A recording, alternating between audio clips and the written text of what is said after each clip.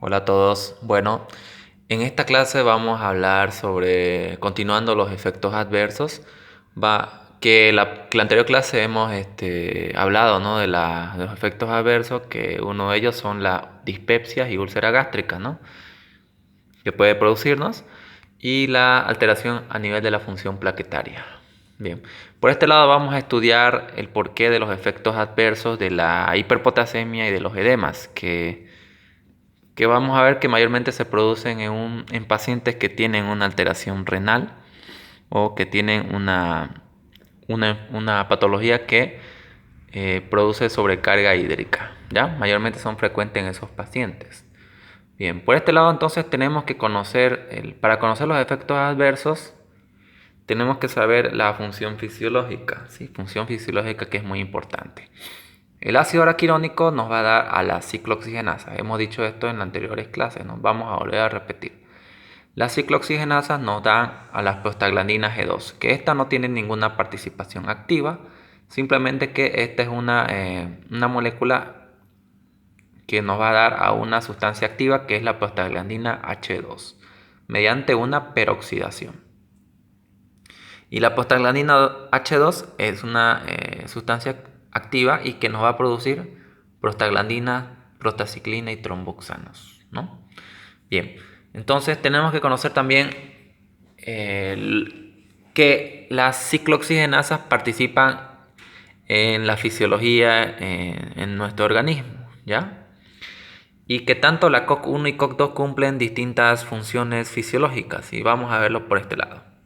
La COX-2 cumple funciones fisiológicas de secreción de renina, excreción de sodio, protección vascular y ovulación. La ovulación. Mientras tanto que la COX-1 participa en la fisiología de protección gástrica mediante el aumento de moco, hemos dicho, ¿no? Todo eso. Disminución de ácido, excreción de agua, agregación plaquetaria y el parto, ¿sí? También el parto.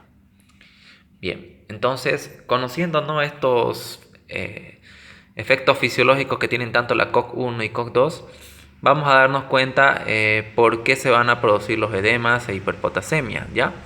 Entonces tenemos fármacos como los AINES no selectivos que me van a inhibir tanto COX-2 como COX-1. Ya me van a inhibir tanto la COX-2, ciclooxigenasa 2, como COX-1. O sea que vamos a tener una disminución de estas funciones y vamos a tener una disminución de estas funciones, ¿no?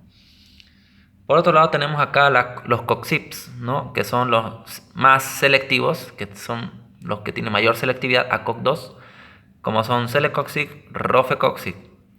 Tenemos la nimesulida, también otro AINE selectivo que tiene mucha propiedad para inhibir la COX-2, nimesulida, ¿no? Y tenemos el meloxicam tiene mucha mayor afinidad para inhibir a la ciclooxigenasa 2 que la ciclooxigenasa 1, ¿ya?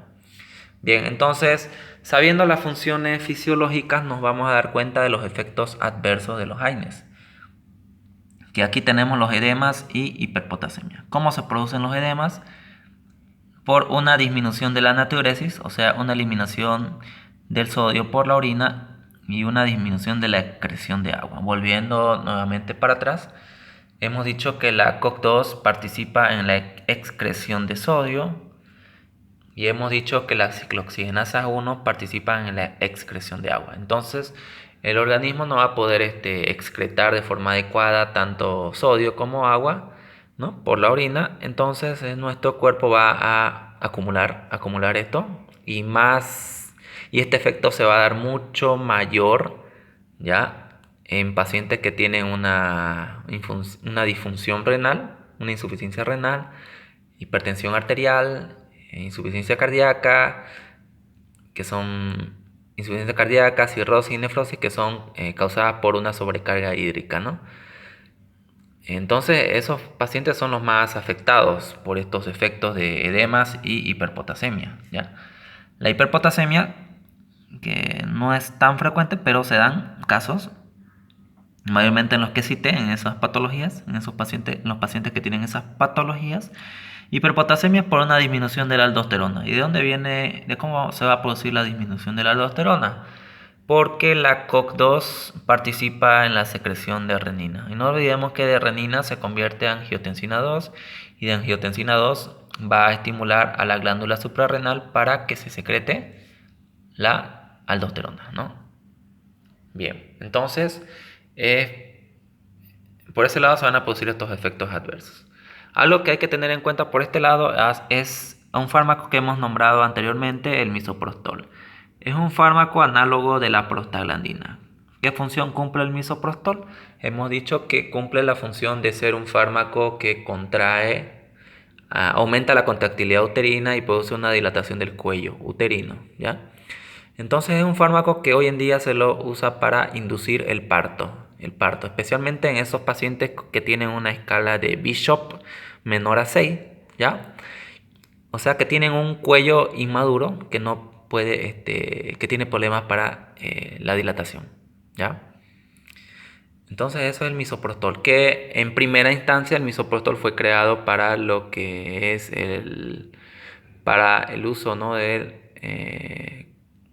las úlceras gástricas, ¿no? Luego ya se le dio otro trabajo al misoprostol, se descubrió otras propiedades mediante las prostaglandinas que se producían a nivel del útero, ¿no? Las contracciones uterinas, y decidieron crear un análogo como alguien que copie la misma función de las prostaglandinas, ¿no? Como el misoprostol, que también que es una contraindicación del misoprostol es en pacientes con edad fértil, ¿no? Que están gestantes, ¿no?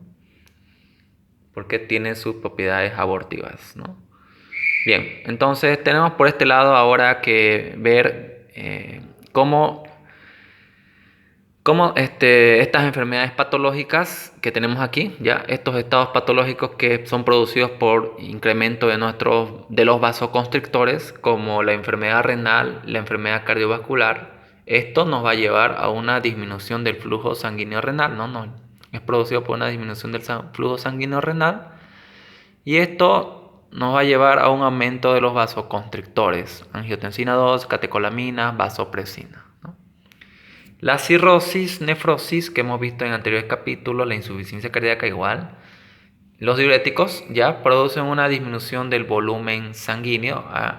En estas patologías hay una disminución del volumen sanguíneo, lo que nos produce un aumento también de los vasoconstrictores, ¿no?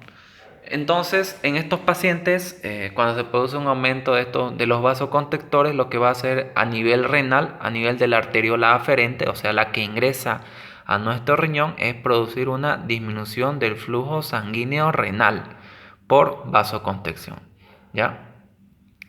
En esos pacientes se va a producir esto, ¿no? Se produce esta disminución del flujo sanguíneo renal, lo cual es este efecto, si no tuviéramos la participación de las prostaglandinas, especialmente en esos pacientes, esta disminución del flujo sanguíneo renal fuera bastante negativo en estos pacientes que tienen estas patologías, ¿sí?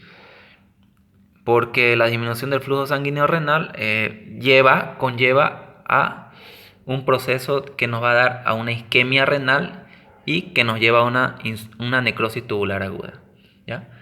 Así que, y nos puede producir, ¿no?, una insuficiencia renal ya establecida, ¿no? Entonces, pero estos pacientes que tienen estas enfermedades dependen mucho entonces de las propiedades vasodilatadoras de las prostaglandinas, ¿ya?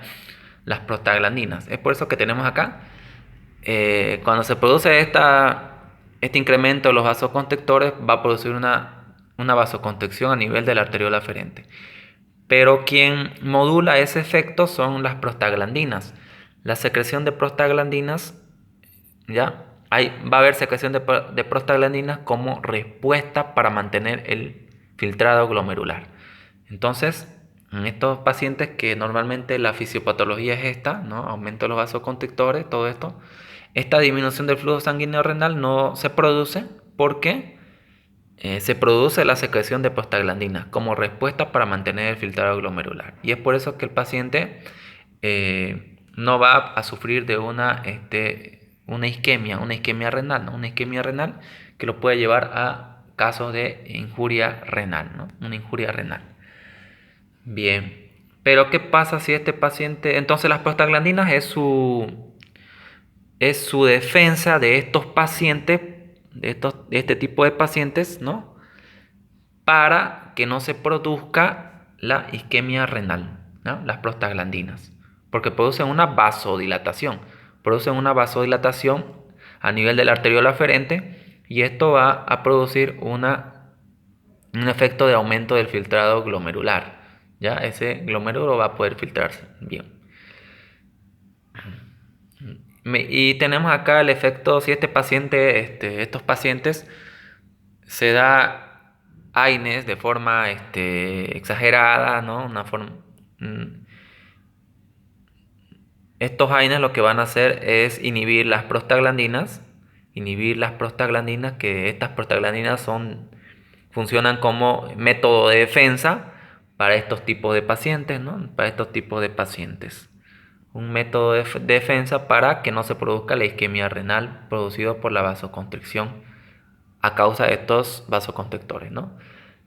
Pero si este paciente toma AINES, estos pacientes toman AINES, entonces vamos a inhibir su respuesta defensiva, lo cual nos va a llevar a esto. Las prostaglandinas contrarrestan esta disminución del filtrado glomerular, que sería perjudicial en estos pacientes, que les produciría disminución de la natriuresis y como consecuencia del efecto combinado de los AINES y la disminución del volumen circulante que ya presentan, que es parte de su fisiopatología, en última instancia puede dar lugar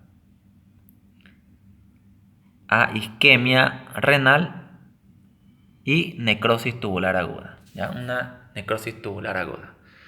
Por eso que los AINES hay que tener mucha precaución ante el uso de estos pacientes, ¿ya? Porque las prostaglandinas es la sustancia de defensa de estos pacientes para que no se conlleve a una isquemia renal y necrosis tubular aguda. Acá tenemos otro dato muy importante, es el efecto de casi todos los AINES sobre personas con riñón sano es prácticamente inexistente. O sea, este efecto, si un paciente que no tiene ninguna patología cardiovascular, no tiene cirrosis o ninguna patología de sobrecarga hídrica o no tiene problemas renales, entonces si este paciente toma AINES no va a pasar nada, prácticamente no va a pasar nada, ¿no? Tiene otros métodos de defensa, ¿ya? Este método de defensa de las prostaglandinas es esencial en estos tipos de pacientes que tienen enfermedad renal, enfermedades cardiovasculares, enfermedades de sobrecargas hídricas como cirrosis, nefrosis, insuficiencia cardíaca y el uso de diuréticos, ¿no? Bien, entonces eso, ¿no? Sin embargo, en las personas con un flujo sanguíneo renal disminuido y que por tanto necesitan el efecto vasodilatador de las prostaglandinas para mantener la perfusión renal, porque eso busca la prostaglandina, mantener la perfusión renal mediante un aumento del filtrado glomerular. Si hay una vasoconstricción renal, las prostaglandinas favorecerán la vasodilatación y así mantener la función renal, ¿no? Entonces, eso es el efecto beneficioso de las prostaglandinas en estos tipos de pacientes, y que si damos un AINES vamos a anular su respuesta defensiva, la respuesta defensiva de las prostaglandinas en estos pacientes, y vamos a tener efectos deleterios, efectos que van a llevar a una insuficiencia renal oculta, si es que estos pacientes aún no tienen insuficiencia renal, ¿sí? Bien, Entonces hemos visto el motivo, ¿no? El motivo de los efectos adversos, de los edemas, de la hiperpotasemia, ¿no? De las funciones plaquetarias, ¿no? También hemos visto de las úlceras gástricas, las dispepsias, ¿no? Bien. También tenemos otros efectos adversos a nivel del sistema nervioso, ¿no? Ya que puede producir, pero no son tan marcados, ¿no? Prácticamente en una intoxicación recién se producirían, pero no son tan frecuentes los efectos a nivel del sistema nervioso central, ya como confusión, cefalea, no es tan frecuente. Las manifestaciones más frecuentes son las gastrointestinales, las que hemos visto en la anterior clase, ¿no? Bien, entonces vamos a ver la próxima clase, ya la penúltima clase, contraindicaciones, usos terapéuticos y algunos datos importantes de los AINES, ¿ya? Bien, y para terminar con posología, ¿no? Bueno, entonces nos vemos en otra clase y cualquier pregunta, por favor, al grupo. Hasta luego.